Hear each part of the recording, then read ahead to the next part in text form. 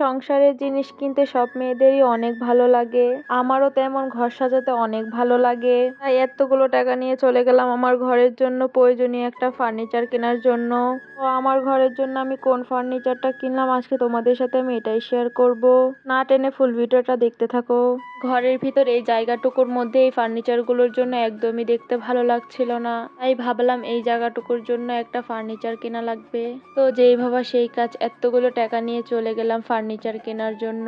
যখন ভাবি ঘরের জন্য একটা ফার্নিচার কিনবো, আমি যতক্ষণ এই ফার্নিচারটা কিনতে না পারি ততক্ষণ আমার একদমই ভালো লাগে না। তাই সকাল সকাল ঘুম থেকে উঠে চলে যাচ্ছিলাম ফার্নিচার কেনার জন্য।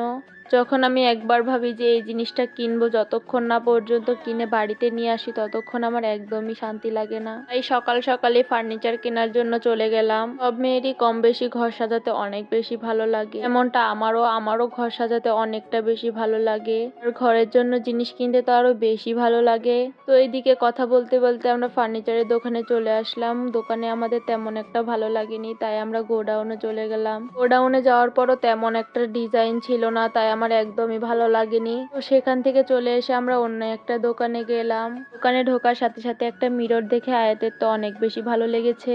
আয়াত যখনই মিরর দেখে তখন অনেকটা ঢং করতে শুরু করে। তাই সব মেয়েরাই এরকম মিরর দেখলে আলাদা একটা ফিলিংস কাজ করে। আর এইদিকে আমি ঘুরে ঘুরে দেখছিলাম কোন ফার্নিচারটা আমার বাড়ির জন্য নেওয়া যায়। তো ফাইনালি এই ওয়ার্ডরোবটা আমার অনেকটা বেশি ভালো লাগে, আর ওটাই আমি ফাইনাল করে ফেলি। তাছাড়া এই দোকানটাতে অনেক ধরনের ফার্নিচার আছে, এটা দেখছিলাম সেটাই ভালো লাগছিল। আর আয়াত বুড়ি তো যেখানে মিরর দেখছিল সেখানেই দৌড়ে দৌড়ে চলে যাচ্ছিল।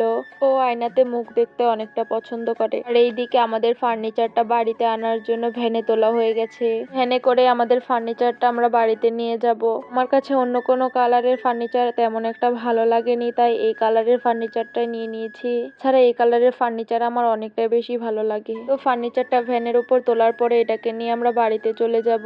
এটা কেনার পরে আমার অনেকটা বেশি ভালো লাগছিল, কারণ যখনই আমি সংসারের জন্য কিছু একটা কিনি তখন আমার অনেকটা আনন্দ লাগে। তো কথা বলতে বলতে এইদিকে ফার্নিচার নিয়ে আমরা প্রায় বাড়ির কাছে চলে এসেছি।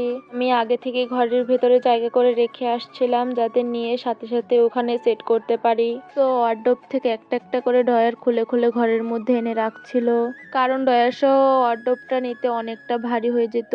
আর এইভাবে করে খুলে আনলে এতটা কষ্ট হবে না। তো ফাইনালি আমার ফার্নিচার ঘরের মধ্যে সেট করা হয়ে গেছে, কিন্তু একটা জিনিসের জন্য খুব মন খারাপ লাগছিল।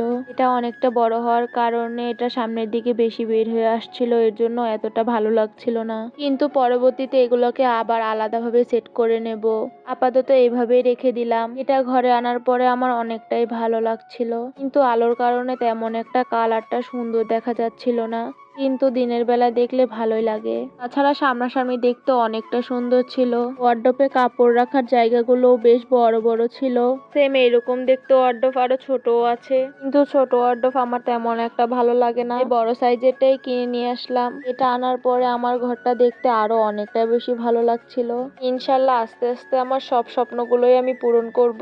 আমার ইচ্ছে ছিল ঘরের সবগুলো ফার্নিচার একই কালারের করার, কিন্তু কিছুই করার নেই, কারণ আমার বিয়ের আগে আমার হাজবেন্ড সবগুলো ফার্নিচার ওর ইচ্ছে মতো অন্য অন্য কালারের কিনে ফেলেছে। এই কালারের ফার্নিচারটাই নিয়ে আসলাম। এই ঘরটা আমি আমার মনের মতো সাজাতে পারিনি, তো কি হয়েছে, আমি অন্য একটা ঘর আমার মনের মতো করে সাজিয়ে নেব। আর ওই ঘরের ফার্নিচার গুলো আপাতত এই ঘরে এনে রাখলাম। তো আজকে এই পর্যন্তই। আমার ভিডিওটা যদি তোমাদের কাছে ভালো লাগে তাহলে লাইক, কমেন্ট, শেয়ার এবং সাবস্ক্রাইব করে দিও। আর ফেসবুক থেকে দেখলে একটা ফলো করে দিও।